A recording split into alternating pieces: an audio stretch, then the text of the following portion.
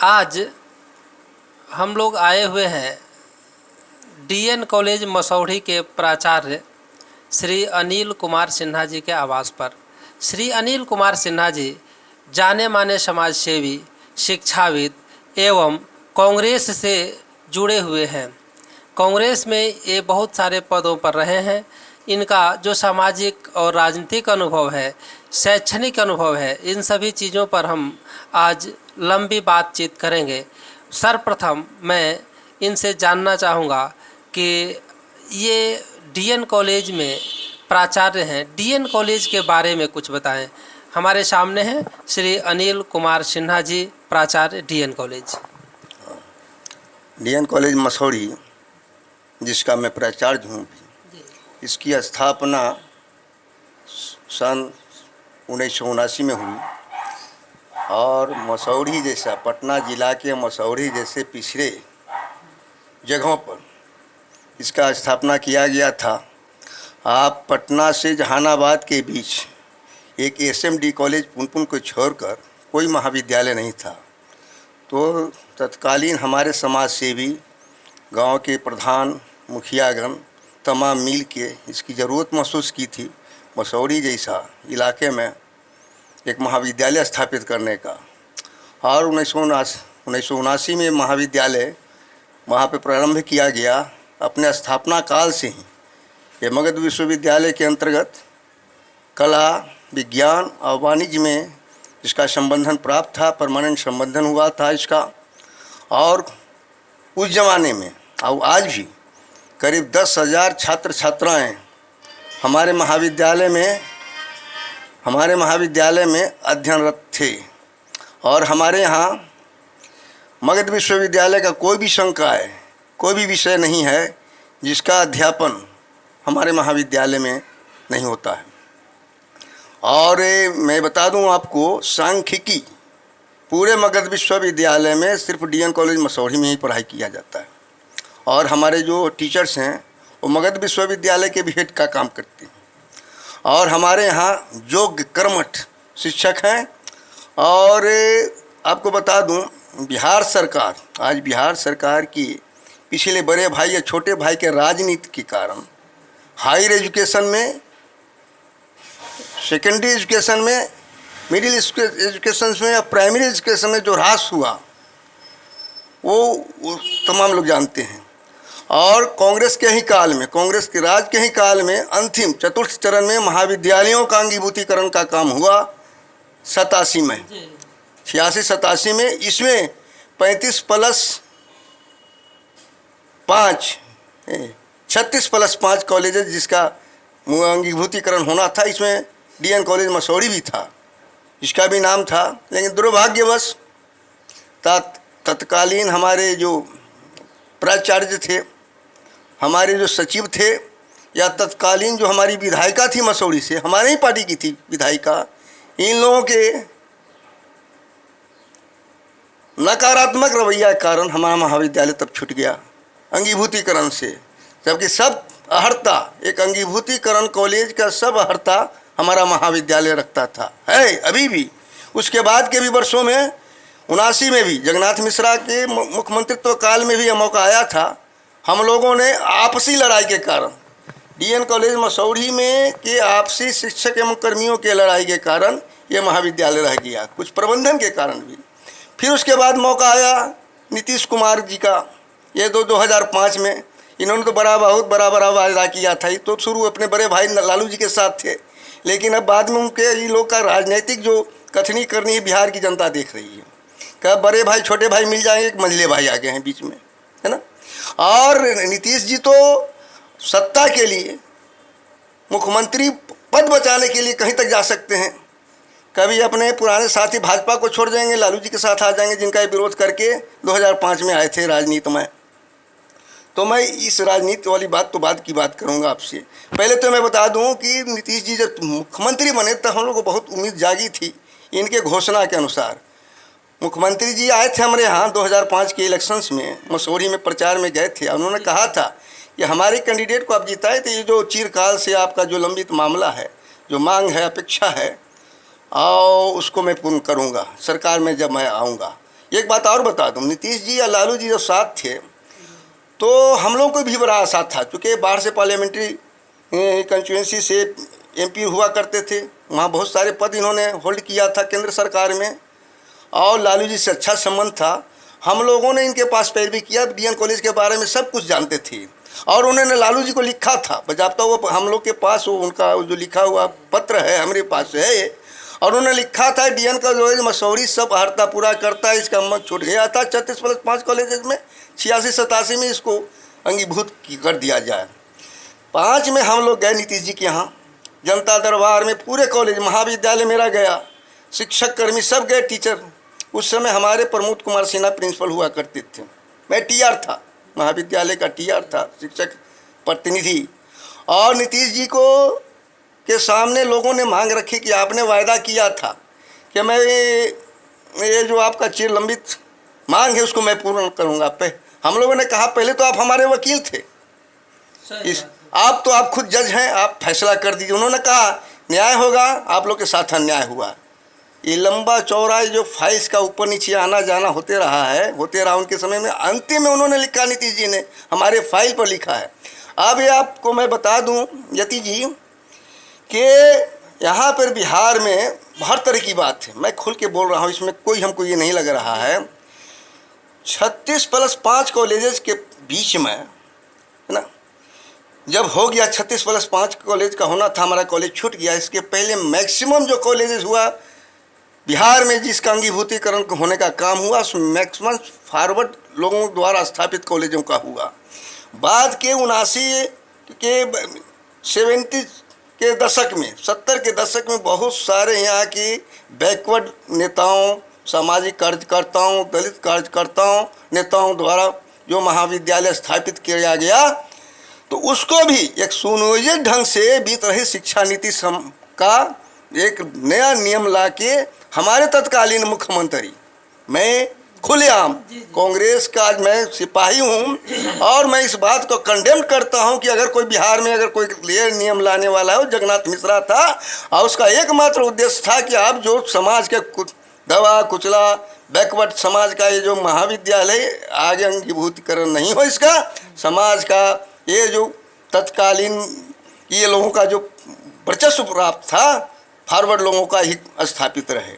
तो इसमें कहने में हमको कोई हिचक नहीं है। आज जगन्नाथ जी हमारे साथ भी नहीं, उन्होंने पार्टी छोड़ दिया, अपना सत्ता छोड़ने, अब तो जमाना चले गए, अब है नहीं, हमारे स्वर्गीय हो गए। खैर, उन्होंने गलत काम किया। और इसके बाद नीतीश जी को जब हम लोग गए थे तो उन्होंने कहा था कि हम कर देंगे। उन्होंने भी जब ये हमारा फाइल जो गुजर गया था, हमारा फाइल अब करवा दिया गया। सचिवालय में डीएन कॉलेज मसौरी का मूल संचिका गायब हो गया। तो नीतीश कुमार ने लिखा था कि ये लाइन है, ये लाइन याद है, मैं संचिका दिखाऊंगा अगर कभी मौका मिला। नीतीश जी ने अपने हाथ से लिखा था कि मूल संचिका के अनुपलब्धता के कारण डीएन कॉलेज मसौरी का अंगीभूतीकरण नहीं किया जाना न्यायोचित प्रतीत नहीं होता है। विद्वान महाधिवक्ता के राय के साथ 4 सप्ताह के अंदर मेरे समक्ष संचिका उपस्थापित करें, किया जाए। नीतीश कुमार, पूरा सिग्नेचर था, उनके हाथ से लिखा हुआ है। और तत्कालीन जो महाधिवक्ता थे पीके शाही, उन्होंने बहुत अच्छा रिपोर्ट दिया। उन्होंने अपने रिपोर्ट में लिखा कि 36+5 कॉलेज में छूटा हुआ है, और आज के डेट में जो सचिवालय का ये जो नीचे से बड़ा बाबू से लेके ऊपर तक प्रधान सचिव तक शिक्षा विभाग का लिख रहा है कि मूल संचिका गायब है, तो इसमें दोष है तो सचिवालय कर्मियों का दोष है, महाविद्यालय के और महाविद्यालय कर्मियों का दोष नहीं है। दंडित करना है, तीनों को किया जाए। और महाविद्यालय के साथ न्याय यही होगा कि वहाँ 36+5 4 कॉलेजों का जो अंगीभूतीकरण हुआ, जो सेवा शर्त है जो उन लोगों को मिल रहा है, यहाँ के भी महाविद्यालय को, महाविद्यालय के शिक्षक कर्मियों को दिया जाए। ये स्पष्ट उनका ये था, राय था। लेकिन बाद में बहुत तमन्ना आशा के साथ हम लोग के अब हो गया। ये बहुत लंबी लड़ाई थी, 7-8 की बात है, लेकिन फिर भी अब नीतीश जी का भी कथनीय करनी तो देख लिए। शिक्षा विभाग और उनका विभाग अंतिम उन्होंने ये इसको यहाँ जाए वहाँ जाए, ऊपर से नीचे जब हम लोग जाते थे, कभी शिक्षा मंत्री के यहाँ भेज दीजिए।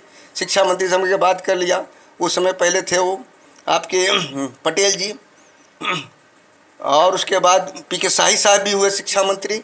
लेकिन इन लोगों का भी करने का मन नहीं था। बाद में इन लोगों ने कहा कुछ लोग पॉलिटिकल सर्वे में हुआ कि डीएन कॉलेज अकेले नहीं होगा।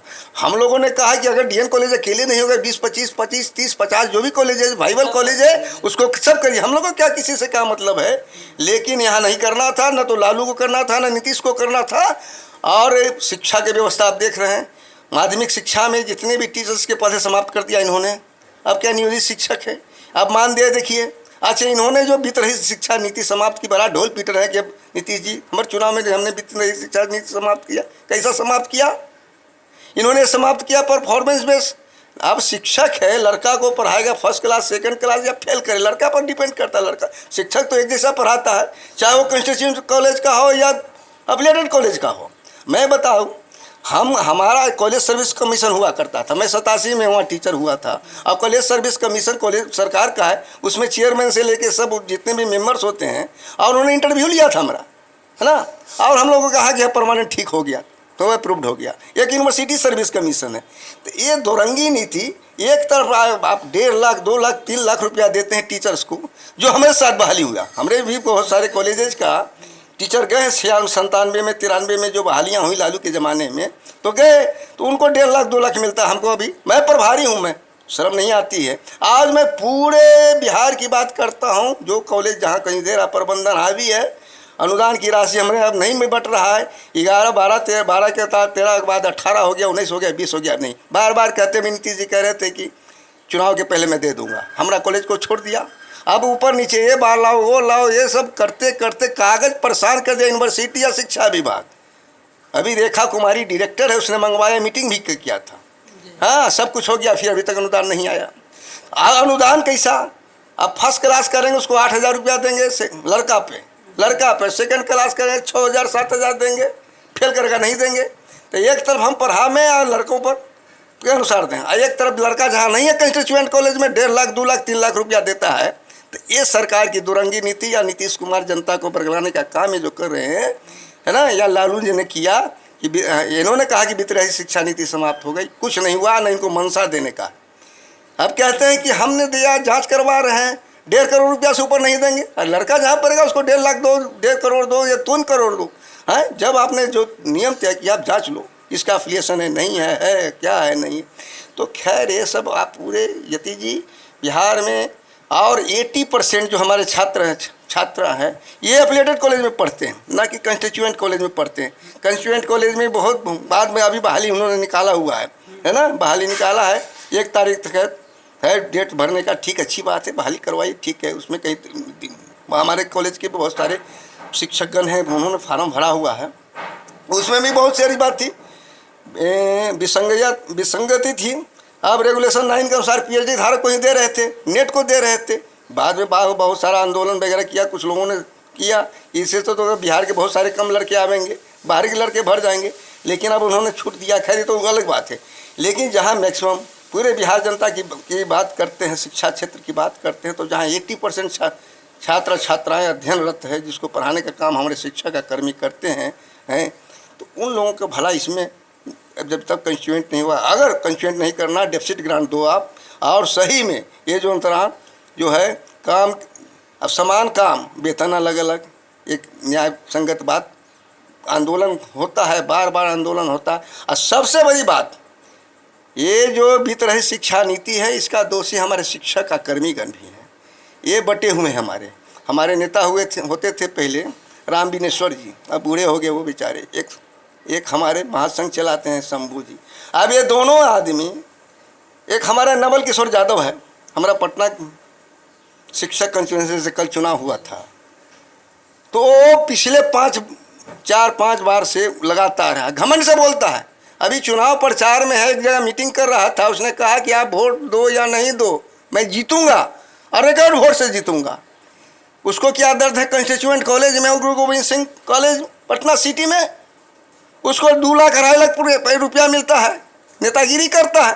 और हमारे कर्मी, जो हमारे शिक्षा का कर्मी जो भाई हैं हमारे वित्त रहित वाले, उसके बहकावे में आते हैं, तलवार चाटने का काम करते हैं। क्या करते हैं वो? दे देते बेंच कुर्सी टेबल। क्या नवल किशोर का अपना घर से देता है क्या?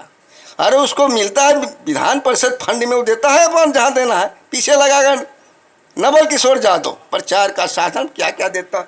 तो जब तक हमारा एक साथी है संजीव श्याम सिंह गया से लगातार 2 बार जीता है लड़का, ये डीएन कॉलेज का था, वो हमारे साथ बहाल हुआ था, वो अपने कर्मठता से वहाँ नियोजित शिक्षकों के से।